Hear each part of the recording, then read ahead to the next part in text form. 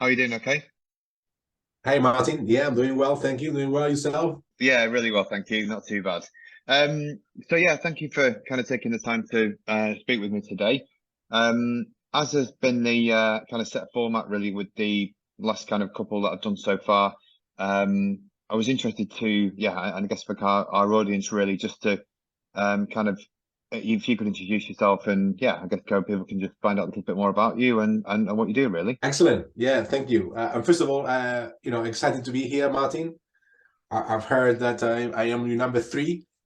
So great for inviting me, and also great to spend some time with you to talk about XR. My name is Miquel Vidal. Currently working in CBRE as the head of XRaaS, Extended Reality Solutions. And 7 years ago, I was fortunate enough to come across with Microsoft HoloLens, knowing very little about XR, I'm going to be honest. And as part of my job under the Life Science Tower, with my hat of innovation and program manager, I come across this technology.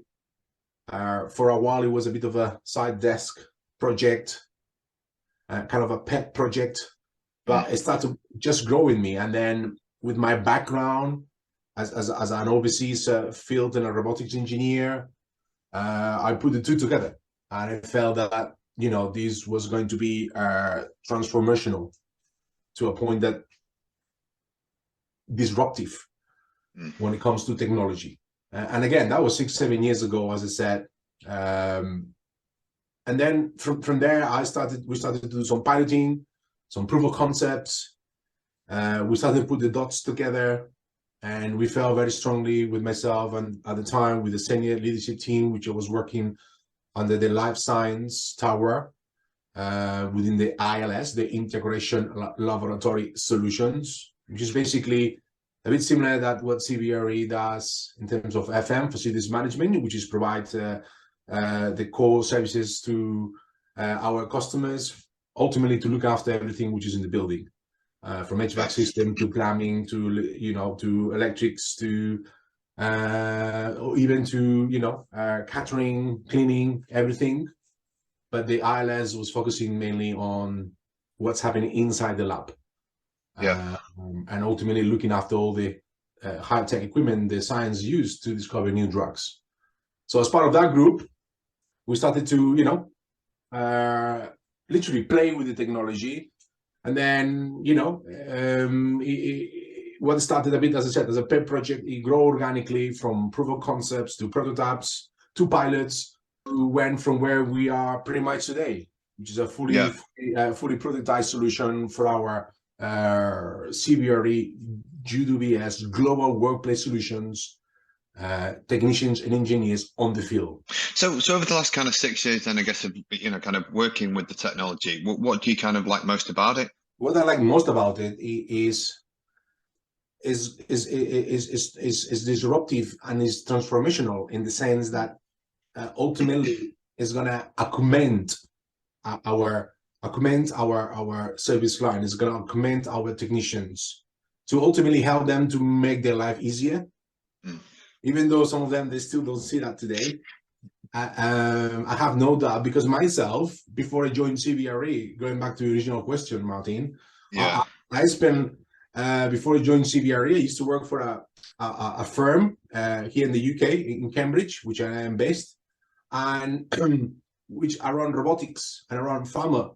So for over 5-6 years, I used to travel the world, literally with my toolcase and my suitcase, with my British and Marriott points, fixing and repairing and training folks on high advanced robotics and automated systems for precisely for the R&D pharmaceutical companies. And I just wish I had something like this back there, where I put on the headsets, I'll be able to walk through with my hands-free, see-through, and be able to connect with my subject matter experts based in Cambridge, helping me to go through troubleshooting, or helping me to expedite my onboarding process, or helping me to also train our folks. So ultimately, what I like the most about it is how transformational it's going to be for our frontline workers, because it's a new way of consuming Yeah. and interacting with content. Mm. And for our at the enterprise level today, there's a whole discussion about the consumer level, or even to at the enterprise level. But at the industrial level today, this is already transformational. So be Yeah. able to provide an extra, what we call superpowers, an extra layer of superpowers to our frontline workers. I know ultimately that's going to be a huge huge difference for them for day-to-day work. What would you say, I guess, over the last kind of 6 years of, kind of working with the technology then? I mean, obviously we've touched about, kind of what you like about it, but I mean, what have you seen has kind of fundamentally changed since you started, I guess from a technology point of view, and also, I guess from the industry that you're working in terms of facilities maintenance and things. How has the technology impacted it, and kind of what has been the outcomes of it? The first thing, let's if we take a couple steps back, let's think about truly when was the last time our frontline workers, our tech engineers on the field in CBRE or another industry have truly gone through any truly digital transformation. I was one of them many moons ago, and I don't recall that. Yeah. Where do you get the truly transformational digital transformation is what they call the office, the information workers, or the office workers. These are the ones that get the nice, more glossy laptops. Those are the ones that get the more fully new technology. When it comes down to the guys on the field, fixing, repairing with the hand stuff, most of them, they still pretty much with a paper clipboard and a pencil. Yeah. So for them be able to be part of what, as I said, is a truly disruptive technology, be able to put something on their heads, and seeing that this is beyond just science fiction. And one of the things we feel most is that wow factor. You put an XR device, and again, perhaps we need to understand when we're talking about XR, what we're referring to, what we're doing, because within the XR you've got VR, virtual reality, you've got augmented reality, AR, and also you've got MR, mixed reality. And across these three types of realities, there will be three types of different experiences. There will be three types maybe of different strategies. What we're focusing today in CBRE is around the AMR reality, mixed reality. Yeah. And when you talk about mixed reality, which is quite different from a VR, where our engineers still see through and hands-free, and you put the headsets on. One of the first things we get when we get through the training, work through the workshop, is that wow factor. I thought, wow, that is the Iron Man tip here. That is the Iron Man, or that is the Minority Report, minus Tom Cruise. And people don't realize these things exist. People don't know these things exist. They see in the movies, they see on the net, but they don't realize these things today. Obviously, for folks like us, we do that on a daily basis. But the big majority of people, I would say 80%, haven't got a clue this technology really exists, and today is already available at the enterprise and industrial level. The consumer level is a whole new picture. What's been the biggest challenge then, I guess, from when you look at a traditional kind of frontline worker who, I guess, to put it in inverted commas, is almost like the kind of blue collar trades person or kind of maintenance person. What's been the biggest, based on your experience, what's been the biggest barriers to overcome? Because I guess if they've come from working on a clipboard and a pen and pencil and kind of almost missed the kind of interim smart device, kind of tablet, phone, whatever. And then you kind of almost taking them to that bigger jump then of a headset device, which is, I guess almost the equivalent of kind of teaching showing a caveman fire for the first time. What's been the biggest I guess, kind of obstacles to overcome in that regard, to kind of always get them to, to understand it and want to embrace it?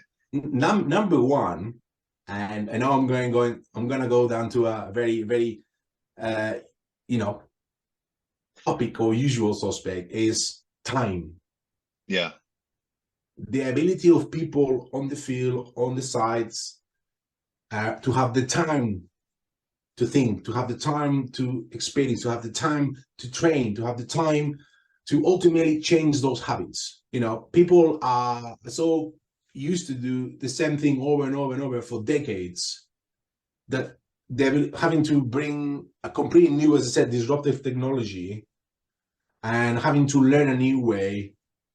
Despite after the initial wow factor, after the initial excitement, people tend to go down to what they know, and what they know, the comfort zone, and what they know is, and again, I appreciate, perhaps I'm making a bit too much in what is not, but they're comfy with the clipboard and a pencil. They're comfy with the, flipping the manual, smelling the manual. They're comfy with flicking through the PDFs, and for them to be able, and that's crucial.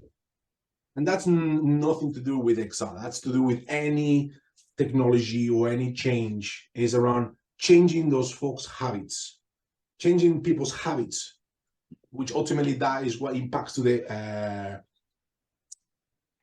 change and the transformation aspect. In order to do that, you need to have that time, And yes, there is other challenges like privacy and cybersecurity. Those are huge. Private cybersecurity, funding, resources. But ultimately, it all boils down to the individual, to the person, to the people, have the ability to have time to think through, to take hold, and think, and be able to adapt what he learned and put in practice, test it, trial it, and little by little make it part of their habits and ultimately become a tool in their toolbox. Yeah. Rather than seeing something, sits nice in the shelf, piling dusts, which without the very strong team behind it, with a very strong change and transformation management, and as well without a very strong sponsorship and advocacy, ultimately that will end up in a shelf piling dust. Yeah. And do you tend to find that, I guess, once you've kind of worked with them to kind of show the benefits, etc., and like you say, kind of, spent the time with them and things, is that kind of now starting to embed in terms of their processes of how they do things, or is it still very much, or is it one of those things of kind of almost, continual reinforcement or what have you, to kind of make sure that it sticks or it's implemented? Sorry, I've got that expression. There's a great book called Made to Stick, and it's all about how big is the hook, how big is the stickiness of your Velcro. And I agree, this is not a one-off landing, parachuting headsets, landing, I conquer it, I'm off, go somewhere else. No, this is a constant iteration, and it'll take for as long as it takes to change those habits, change. It's not just the habits. Sometimes you have to create the right platform around it to help to enhance or to change those habits.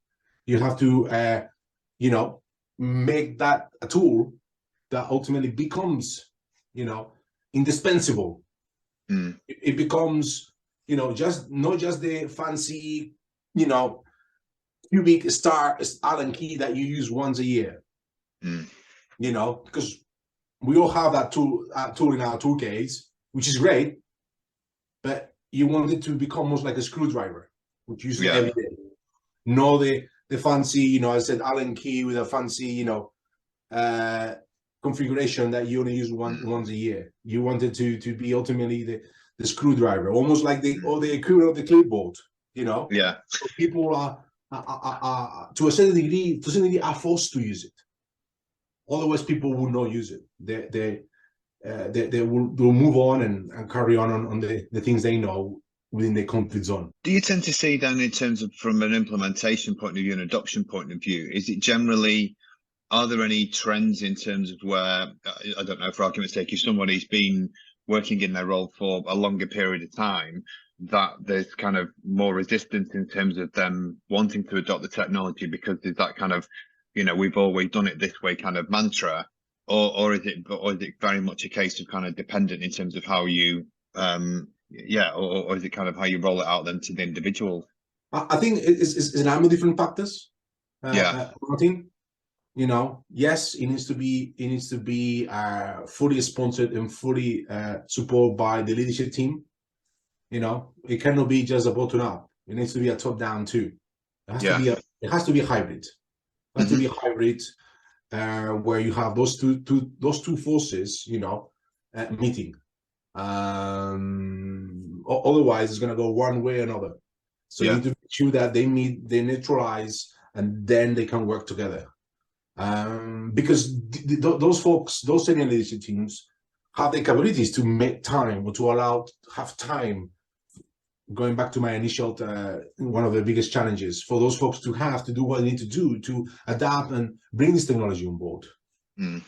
So I think it's important to have, that sponsorship, that advocacy from at the senior leadership level, but also you need to have the willingness and the eager from the guys, on the trenches, so to speak, willing to adapt this technology. Otherwise, it's not going to work. So like a marriage, some of them anyway. So that's some of the key factors. Also, you see there is, I wouldn't say a new trend, because it's not a new trend, but you see at the industrial level, and soon I'm gonna be saying the buzzword, so wait for that. Where does it begin with an M by any chance? Yes, I think you got it. Yes. The very one. Okay, I was going to ask you about that actually. So yeah, it probably segues quite nicely into it. So yeah. How long has been? It's been. I think we've done very well. 22 minutes. I know you've done all right up to now. Yeah, not done too bad. Sorry, go on. So yeah, the usual suspects, that leadership support is crucial. Ultimately, showing the value of this technology. This is not just a nice, cool piece, sexy tool, which maybe a few years ago many people would regard it this way. Oh yeah, this is nice. And by the way, whenever you throw the word XR or the terminology XR, the first thing people come to mind is VR, virtual reality. Yeah. Oh, what I would want VR on my, frontline workers. They're gonna get sick, they're gonna get disorientated, they're not be able to. It's hazardous. So there is a whole learning process, an education process. That no, that's not VR, that's AR, or actually MR. That's how it works. And no, you don't get sick, you don't get disorientated because X, Y, and Z, and going through all that educational process. That is another aspect of the education, the sponsorship, and the other is, as I said, this is beyond just cool stuff. If it was just cool stuff, I wouldn't be here today in this huge conglomerate of which is CBRE. 100,000 people, 26 billion turnover last year. We are in 500 countries, 500 offices across the world. Because fundamentally, we see this brings value. Yeah. Okay, from productivity, from cost management, and what is very now a key to all of us is the CO2 reduction. Yeah. Do you tend to find, sorry, just raised quite a valid point there, I guess, but with such a massive business like CBRE, I guess, where there's 100,000 people over 52 plus countries and things like that, do you or are you seeing that kind of most of the senior managers within the business understand I guess the benefit of XR technology, or are you still finding that there's quite a bit of or quite a lot more work to do in terms of kind of explaining it to them to either win them over or get them to see the benefits of it? we're getting there. Okay. We're getting there. There is still a lot more work to do, as you said, Martyn. But we're getting there. 6 years ago, if you compare it where we started this journey, where we are now, the difference is huge. Maybe there is a little more confusion as well, I have to say, with last year's big buzzword, and now I'm going to say it now, the Metaverse. Yeah. The Metaverse. Oh, yeah. But I have to say, I'm taking that as my advantage. Yeah. At least now we've got people asking the question, what the heck is this thing, Metaverse? And then I'm taking the opportunity to flesh it out, and I'm taking the opportunity to, oh, by the way, XR. Oh, by the way, we do X, Y, and Z. I see, I get it now. Oh, okay. So, okay, good. So it hasn't all been bad. Yes, there's been a lot of confusion among everyone, including the folks like us. We are in this world. But I'm riding the Metaverse wave for as long as it lasts, because I see that opportunity for us to be able to expose and open many doors. So going back to your question, there has been a lot more of an awareness, thanks not to us or not to XR, but to the Metaverse. Yeah. And taking that opportunity is a way for me to knock on the doors, and at least now they open the doors. Whether they listen or not, that's a different matter, but at least they open the doors. Yeah. Oh yeah, you the guy from the headsets. Oh yeah, you the guy from the Metaverse. Yeah, and then boom, then I'm there, and there's more awareness of it, whether they fully understand or not. As I said, if I'm comparing it where we are right at the start, yes, there's much more awareness, and I see it just at the CBRE level. It's not just me anymore now. There's many more of us, not many more, but a few more of us aware on it, making a number of different things going on, happening. There's lots of discussions at the high level, and also when you have the folks of like Zaya Nadella from Microsoft talking about industrial metaverse, enterprise metaverse, consumer metaverse, and then you've got the likes of Meta, the likes of Apple as well. Well, hopefully this year. So, and many more, by the way, like Magic Leap, So yeah, it's I think it's getting more and more, but it'll probably be still many more years, but a lot better than we used to be. Let's put it that way. I think it's been exactly as you say. I think we definitely see it a lot with the companies we talk to. I think that the whole advent of the metaverse has kind of almost brought it to the fore a lot more than, I guess, when people are starting to ask more questions about what it is and kind of how it works, and which is good, I guess, because you get exactly as you said, the people before who mentioned XR or what have you kind of had no idea or no, I hadn't even heard of it. Now the metaverse thing has been kind of splashed virtually everywhere. People, it probably is now starting to make people ask questions in terms of what it is, and it sparks a conversation. So, yeah, I guess it's probably a good thing, isn't it? Really, I guess that it has come to the fore, really. Yes, but one of the disadvantages is that people may come to those conversations with a predefined idea, and then you have to do lots of resetting. Well, when we're gonna have the metaverse, and what's the metaverse? So you always have to start. No, the metaverse. That's they've got a good and bad news. The bad news is that the metaverse with a capital M or the big M does not exist. That's the one which is persistent, is decentralized, is interconnected, and the whole 3D experience. That one doesn't exist.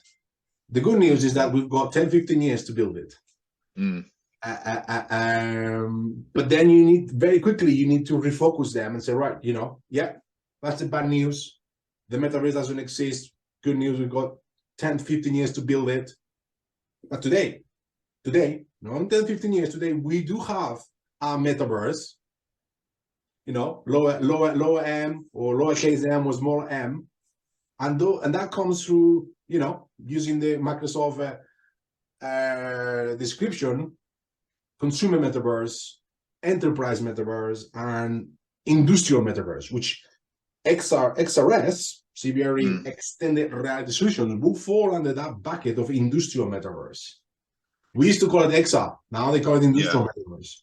Or they used to call it digital twins, now they call it industrial metaverse. Or used to call it IoT, now they call it industrial metaverse. So that's where the focus is, in building those, walled garden or silos, small metaverses.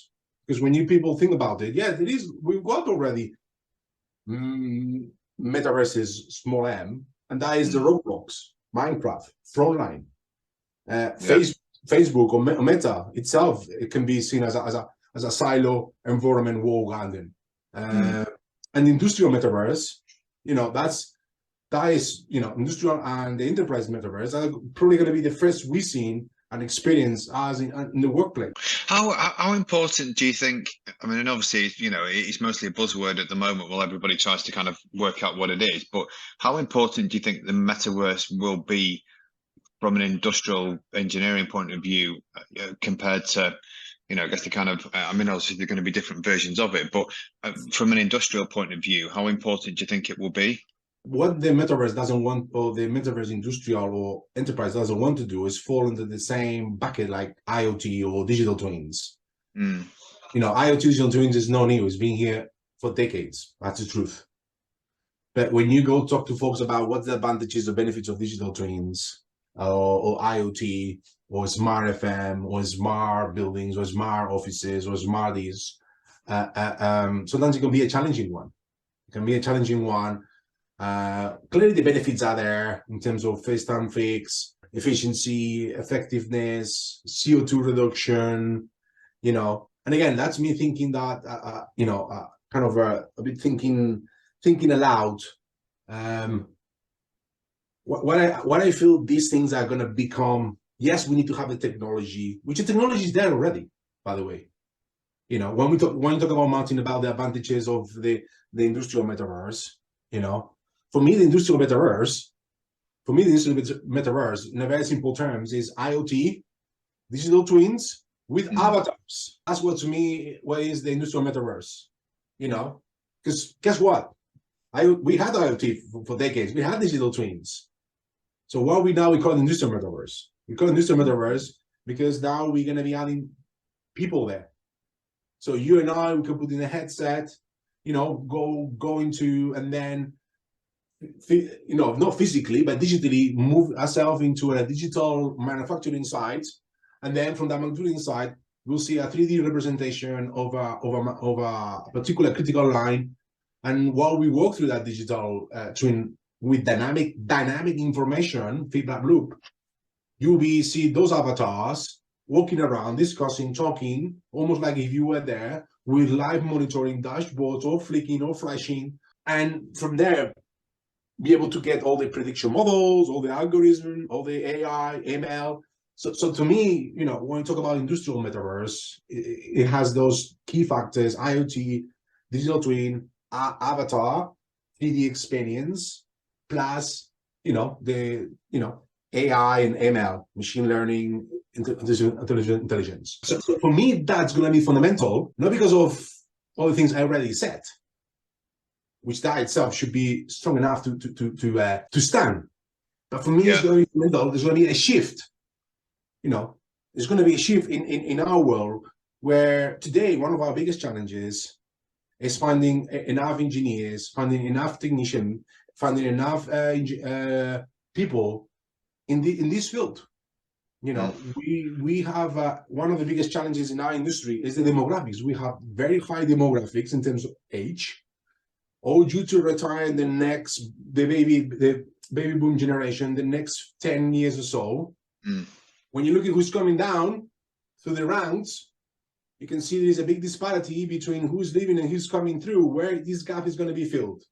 So it's not going to be filled by just throwing more people there, because people don't come in through the ranks. People moving some other stuff. People are going to be maybe building the metaverse. People are going to be moving in other types of jobs. So we're going to have to be smarter tapping more into technology, and it's not going to be all robots, according to Elon Musk, who's going to have to maintain these manufacturing sites, who's going to have to look after these buildings, who's going to have to look after. So that's where tapping on this technology ultimately is going to be a progression or a shift. We're going to have to be more smart in using this technology. Yeah. And I think that's going to be one of the key pivotal shift, you know, at the global economics, who's going to dictate that. No, because it's more productive, it's more efficient, or reduce CO2, or it's a cool experience, or because it reduces some costs, which, believe me, that is very important. But ultimately, how it's going to be mass adopted, I think it's because it's going to be a geopolitical, geoeconomical, whatever, where it's going to shift and things have to move in a bit more of a. Again, I don't want to compare it because, you know, I'm not that expert, but I'm thinking about a bit like the Industrial Revolution, you know. So that's one of the aspects. Again, maybe I'm going into a bit of a philosophical into the business of crystal ball. Now the two are my fortes, by the way, but that's my thinking here. So I guess when we you know, from your kind of experience of now XR and, you know, the M word, if you could kind of change one industry perception about it, what would that be?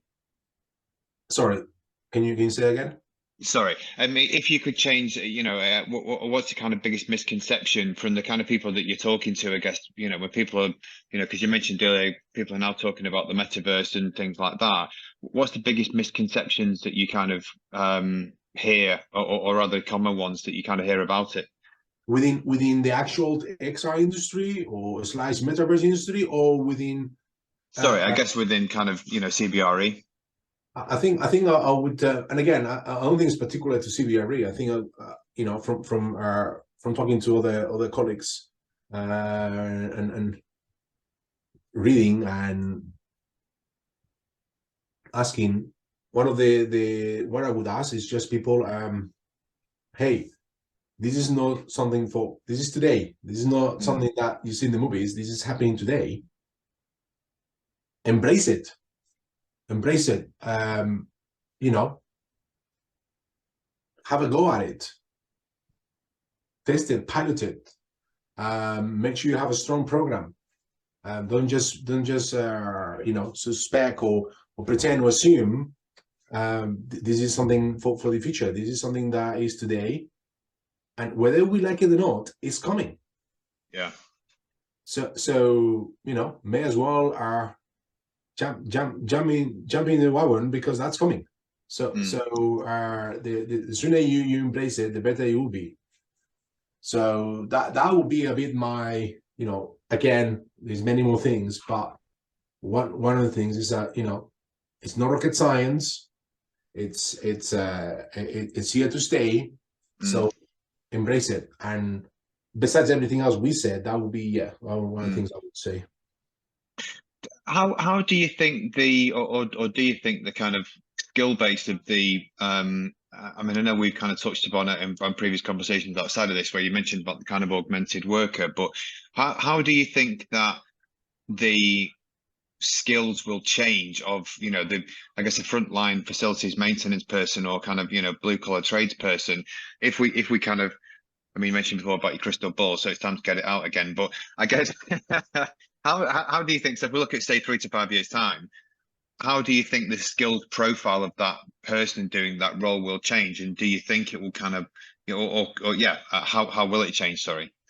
I think it will be a base of being more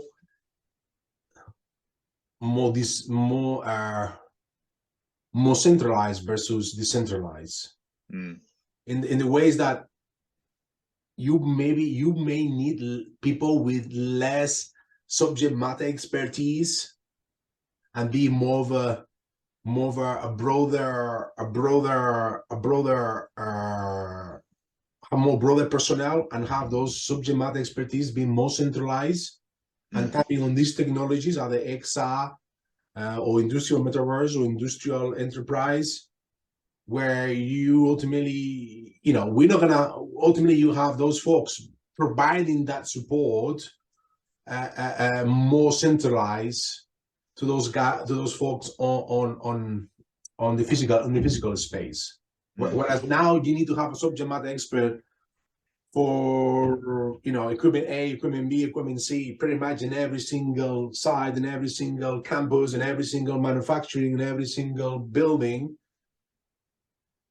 Now, in the future, tapping on these technologies, you probably have less of those subject matter experts in every single one of those different areas, being more centralized, and then tapping on this technology to help those folks that maybe not subject matter experts on a particular thing, but they are good on a more broader aspect. Yeah. Do you think to some extent then, I guess, for the frontline people, it will they'll need to be less skilled than previously, because if the subject matter experts, who know about certain technologies, and as you say, I mean, if the people are more, I don't know, use that jack of all trades term, but I guess if they're kind of more generalist, they would have maybe, and again, that's me speaking here, they probably have, and also I was one of them, before I joined CBRE, I said early on, I used to travel the world.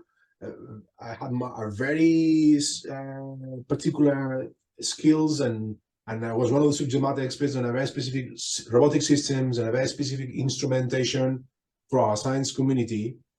But you took me to another completely different instrument. Yes, I had my background. Yes, I had my skills, but I would depend on someone else to help me to troubleshoot that. And I'll probably troubleshoot it, but it'll take me 4 times longer than a subject matter expert on that particular aspect. So I don't think, yes, you're going to be, going back to your question, yes, you're going to be reducing maybe the skills for a particular or certain aspect, but you're going to have to broader use skills and be more of a generalist and learn about new skills in tapping and using this technology. Yeah. Do you think then, I guess, the kind of skill base will need to have more of a technology slant versus, I guess, traditional in terms of where it's, I just using, I guess, kind of, tradespeople and maintenance people as an example. But do you think those people will need to now have an additional skills in their literal kind of toolkit in terms of that they now understand the technology aspects as well? 100%. Yeah, and not just that. The new generation, they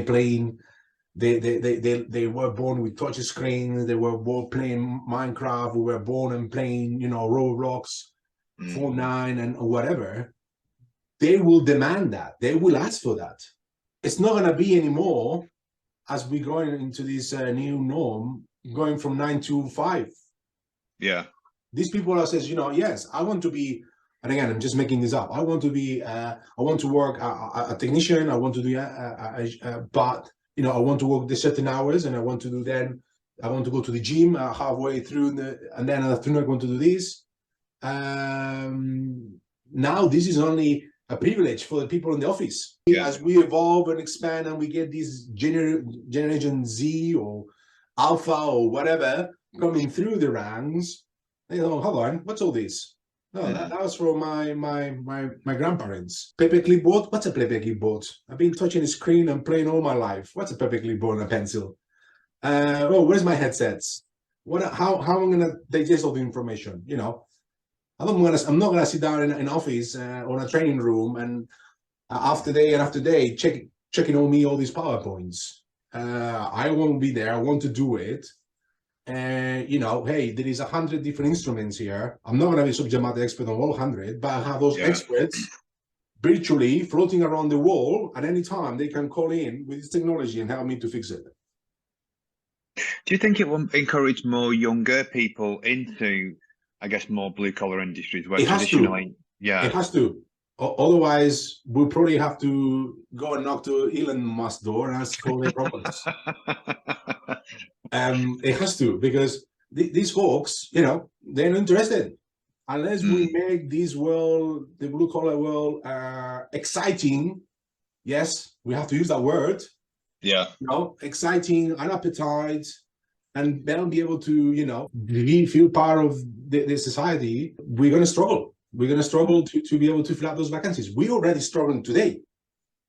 Never mind 10 years down the road. We're already struggling today. Just to give you an example, we were on an event down in London just last year. Again, I'm not going to say names. I'm not going to say, but it was an event, and it was a life science event. That's as much I'm going to say. A life science event down in London, and there was numerous of exhibitors coming in, all with this stand, all showing the typical. CBRE was there with headsets. You had a number of schools, as they do, coming around, looking through what's coming. People maybe wants to study, look into what they want to study next. The one stand or booth was the busiest, was the one that was ours. And it wasn't because it said CBRE, it's because they saw someone with the headsets. They saw someone, using the headsets to do a actual job. So, we were one of the busiest because all these youngsters coming through the ranks felt attracted to that. Yes, as a bit of a novelty, I give that to you. But nevertheless, they got attracted. They started with questions, and then one thing brought to another one. So yes, 100%. If we don't make this industry more sexy, more appealing, more attractive, people are going to go and do other stuff. I guess that's the thing, isn't it? Because, like you say, I mean, that's a big kind of sidetrack, area. But I think particularly from a younger people's point of view, and like you say, everyone's growing up with our touchscreen smart devices, and even with VR headsets, with the Quest 2 and things. And I think that more traditional grassroots industries, if they're not working with that technology, there is the real risk that kind of young people, leaving school, university, or college, or whatever, I think will not gravitate towards it because it's not ultimately. It just doesn't have that technology element to it. Well, I mean, just think for a second, you and I, or not us, but anyone coming through and going to start a new job, off graduate, getting a new job, go to a new business, say, we don't use email here, we use fax. We didn't use mobile phone, we use land phone. Think, hello, I think, where do you live, my friend? Things have moved on. Yeah. So oh, by the way, we don't have internet. You have to go to Yellow Pages. So Yellow Pages. They'll say, "What's Yellow Pages? What's a fax? Or what's a land phone?" So again, yes, that's a quite fair spectrum. But in 20 years, that will be the same aspect that says, "Oh, hold on, what is my? How am I gonna go and get all that knowledge? How am I gonna do and all that this?" And XR like the Metaverse then in 20 years, one of those key factors. Not gonna be everything, because but it's gonna be one of those things that people will pre-assume that is expected to be part of their day-to-day job. I'm not saying everyone is gonna spend 24 hours in the Metaverse. That's not gonna happen. Like today, not everyone is on internet 24 hours, almost, but not all. Or not everyone, uses, spreadsheet or using online documents. People still use, books, and people still use, postcards and greeting cards. So it's not gonna go all digital. There'll still be a fluctuation between digital and physical. But there will be certain things that will be required. I think that's kind of one final question, just to kind of cap it up. I mean, what advice would you give to anyone looking to kind of further their career in the XR industry? Go for it. You're already late. Probably one of the most succinct things to think I've heard so far. So yeah, that's a good. don't think it. Don't think it. Yeah. Just taking the logo, another famous sports shoes brand. Just do it. Don't think about it, because clearly, if you've been paying attention to everything we said, this is not just the future, but also the present. There is a thing about I read once a quote, or someone said that the internet was built by web designers or web developers. The metaverse is going to be built by game designers and game developers. So if you want to be part of that, the new internet, as some people put it, the new internet, there's a lot of out there on the net today. Start to build your own games. Start to build your own experiences. If you don't get through freelance, get a job in one of these companies, and you'll see that how this world is going to be growing very quickly in the next years. It's certainly going to be a very exciting kind of 3 to 5 years, isn't it? I think in terms of how things progress, particularly with the metaverse and things like that. So yeah, it is a hugely exciting time. I mean, Tim Cook, no me, not the guy with the big beard. The Tim Cook said, and that is the CEO of Apple, by the way. He said that the AR, Apple would not call it the metaverse, they call it AR, is going to be even bigger than the iPhone. Mm. And that's Tim Cook who said that. So go on, wonder. Yeah, definitely. Well, Miquel, thank you very much for your time. I appreciate you taking the time speaking to me today. And yeah, hope you have a good day. Thank you. Yeah, no, it was great. Thanks for having me, and good luck with your podcast. Great. Thank you very much. Cheers. Thank you.